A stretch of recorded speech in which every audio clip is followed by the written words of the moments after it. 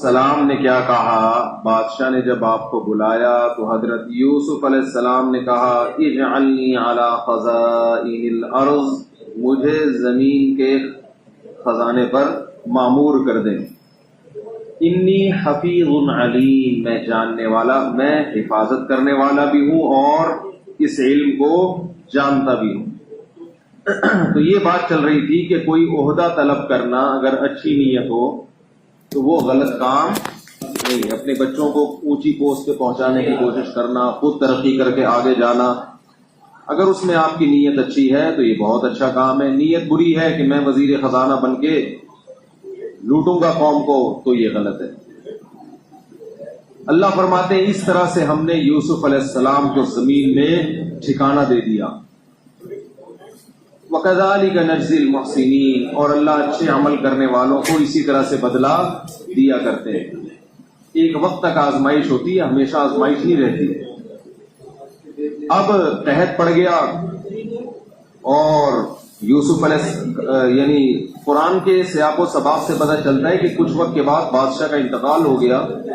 یہ صراحت تو نہیں ہے قرآن میں، لیکن پھر قرآن نے بادشاہ حضرت یوسف کو عزیز کہہ کے خطاب کیا ہے، یعنی بادشاہ کہہ کے. اس زمانے میں جو بھی بادشاہ تھا عزیز کہتے تھے.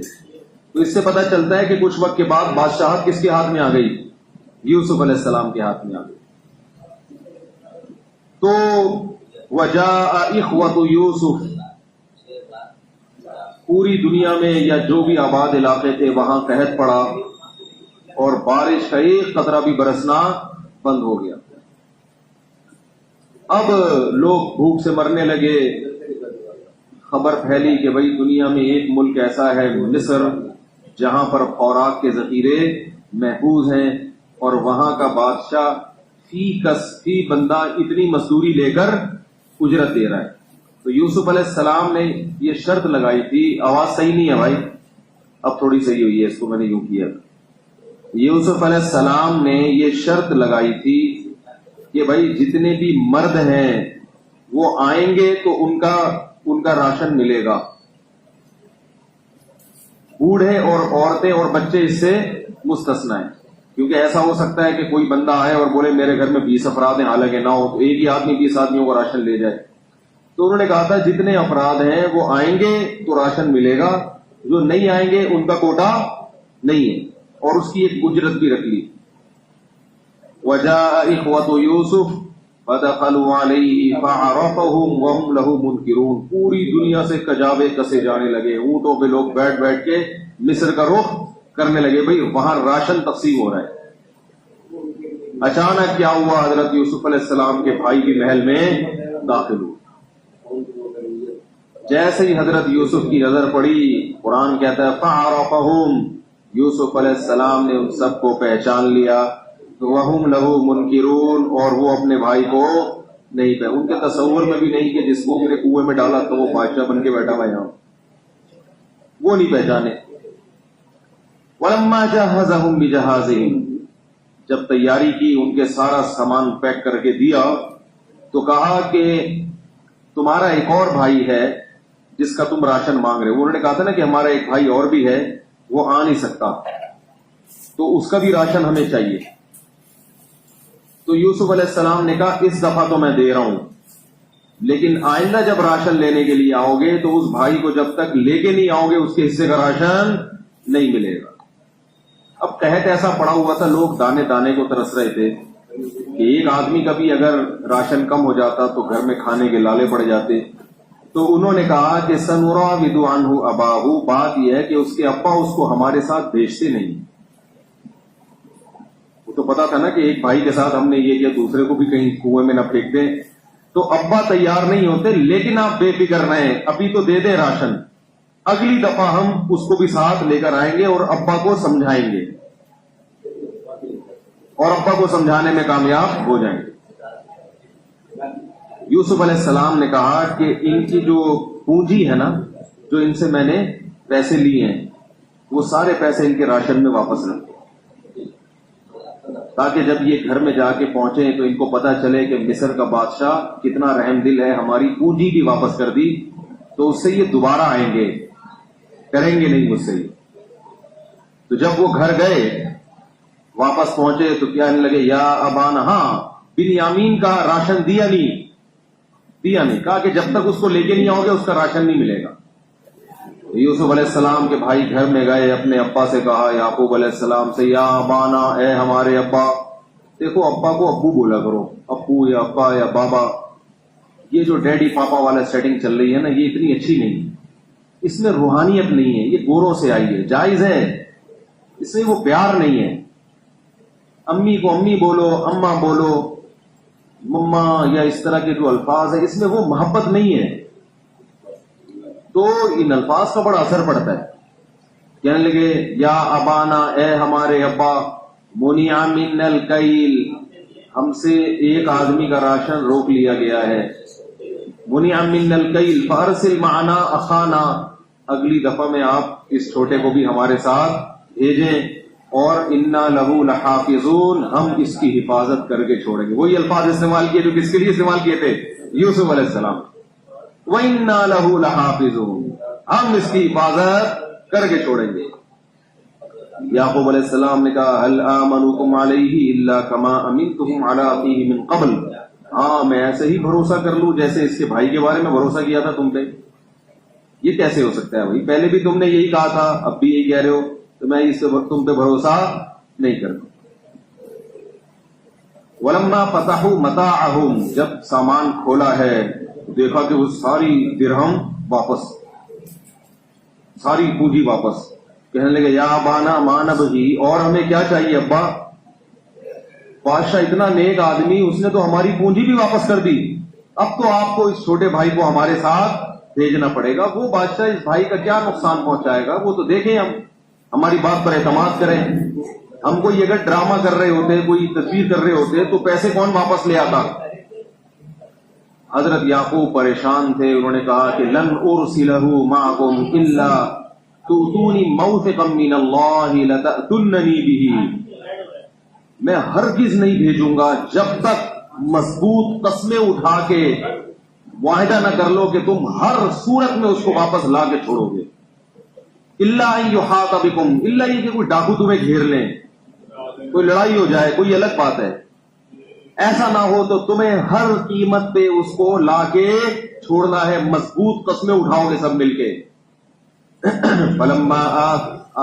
فلما آتوہ موثقہم، سب بھائیوں نے مل کے مضبوط قسمیں اٹھائیں کہ ہم اس کو واپس لا کے چھوڑیں گے۔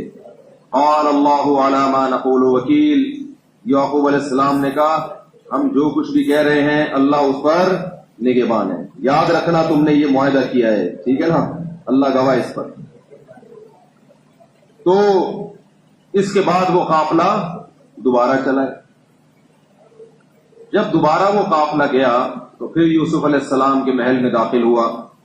قرآن کہہ رہا فَعَرَفَهُمْ وَهُمْ لَهُ آوَى إِلَيْهِ أَخَاهُ، یوسف علیہ السلام نے اپنے بھائی کو کنارے پہ بلایا، تنہائی میں لے جا کے کہا انی انا اخوک، میں تیرا بھائی یوسف ہوں، فلا تبتئس بما كانوا يفعلون، یہ جو تیرے ساتھ ناانصافی کرتے رہے ہیں تو اب تو مایوس نہ ہو۔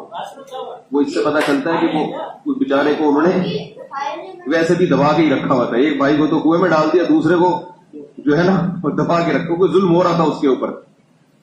کہا فکر نہ کر، اور یہ تدبیر سوچی کہ کسی طرح اس بھائی کو اپنے پاس رکھ لوں گا، میں اس کو نہیں جانے دوں گا میں۔ اب کیا ہوا ہے کہ جب یہ قافلہ واپس جانے لگا تو یوسف علیہ السلام نے کیا کیا کہ جعل السقایۃ فی رحل اخیہ، اپنے بھائی جو تھا نا بنیامین، اس کے سامان میں بادشاہ کا پیالہ ڈال دیا۔ ثم اذن مؤذن، پھر یہ قافلہ جب واپس گیا تو پیچھے سے ایک شخص نے ندا لگائی ایتھا العیر انکم لسارقون، اے قافلے والو تم تو چوری کر رہے ہو، تم تو چور ہو۔ قالوا واقبلوا علیہم، سب نے پلٹ کر دیکھا کہ واللہ ما جئنا لنفسد فی الارض، اللہ کی قسم ہم اس لیے نہیں آئے کہ ہم زمین میں یا مصر میں فساد پھیلائیں، وما كنا سارقین، اور ہم لوگ چور نہیں ہیں۔ چور تو بڑے گھٹیا قسم کے لوگ ہوتے ہیں نا، میں نے بتایا تھا نا یوسف علیہ السلام کے بھائیوں نے جو جرم کیا وہ بھی اصل میں باپ کی محبت میں، ورنہ وہ ایسے گھٹیا نہیں کہ چوری چکی یہاں سے وہ چرا لی، یہ بہت ہی گھٹیا لوگوں کا کام ہوتا ہے. ارے جرم کی بھی نوعیت ہوتی ہے نا، کس قسم کا جرم آپ کر رہے ہو. ایک ہوتے بہت ہی گھٹیا جرم، وہاں سے کچھ اٹھا لیا ادھر سے کچھ اٹھا لیا، موقع ملا تو ادھر سے گلاس لے کے کار کا گلاس یہ توڑا اور نکل لیے پتلی گلی سے، یا ڈکیتی یا چوری، یہ تو بہت ہی خراب لوگوں کا کام ہوتا ہے. تو انہوں نے کہا وما کننا سارقین، ہم چور نہیں. تو اس نے کہا فما جزاؤہ ان کنتم کاذبین، اگر تم جھوٹے ہو تو تمہاری سزا کیا ہونی چاہیے؟ انہوں نے کہا جزاؤہ من وجد فی رحلہ فہو جزاؤہ، جس کے سامان میں سے نکلا ہے اسی کو پکڑ لو، اس کو رکھ لو اپنے پاس. انہیں تو اطمینان تھا کہ بھائی ہم نے چوری. اور اس دور میں مصر میں یہ قانون تھا کہ جو کسی کی چوری کرے گا تو پکڑا جائے گا، گواہوں سے ثابت ہو جائے گا، تو چور غلام بن کے رہے گا کس کا؟ جس کی چوری کی ہے، اس کی خدمت میں مامور ہو جائے گا. تو انہوں نے مصر کے قانون کے مطابق کہا کہ جس کے تھیلے سے سامان نکلے وہی بدلہ ہے، اسی کو پکڑ کے رکھ لو اپنے پاس. ان کو تو پتا تھا کہ بھائی ہم تو چور ہے نہیں. فبدأ بأوعيتهم قبل وعاء أخيه، تلاشی شروع کی گئی اور سب سے پہلے ان لوگوں کی جن کے سامان میں کچھ بھی نہیں رکھا تھا، اور سب سے آخر میں جب تلاشی لی ہے تو بنیامین کے تھیلے سے اس کے سامان سے کیا نکلا؟ پیالہ بادشاہ. تو وہ کہنے لگے ان یسرق فقد سرق اخ له من قبل، بادشاہ یہ اس نے چوری کی ہے، اس کا تو بھائی بھی چور تھا. یعنی بادشاہ کوئی کیا کہہ رہے ہیں یوسف علیہ السلام کو. حسد دیکھو کیسی چیز ہے، الٹے الٹے الزامات لوگ لگاتے ہیں نا. کہہ رہے ہیں یہ سرق، اچھا اس کے پاس سے نکلا ہے سامان، اس نے چوری. حالانکہ وہ تو جانتے تھے کہ ہمارا یہ بھائی بھی چور نہیں ہے. ان کو تعجب ہونا چاہیے تھا نا کہ یار یہ کیسے ہو گیا. تو کہہ رہے ہیں یہ سرق، اگر اس نے چوری کی ہے فقد سرق اخ له من قبل، اس کا ایک بھائی ہوا کرتا تھا، وہ بھی کیا تھا؟ معاذ اللہ چور تھا. قرآن کہتا ہے فَأَسَرَّهَا يُوسُفُ فِي نَفْسِهِ وَلَمْ يُبْدِهَا لَكُمْ، یوسف علیہ السلام نے دل میں سوچا انتم شر مکانا، کتنے برے لوگ ہو تم، مجھے کیا کہہ رہے ہو؟ ہے بھائی چور کہہ رہے. تو لیکن یوسف علیہ السلام نے کہا یہ بھائی چوری تو ثابت ہو گئی نا، اب اس کو چھوڑ دو.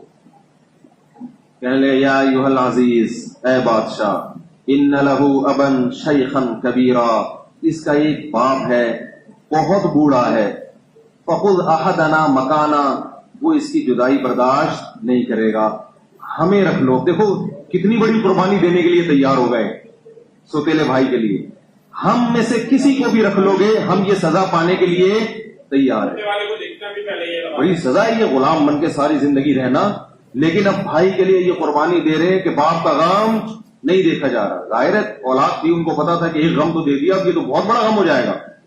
فخذ احدنا مکانا، ان میں سے اس کی جگہ ہم میں سے جس کو چاہے رکھ لے.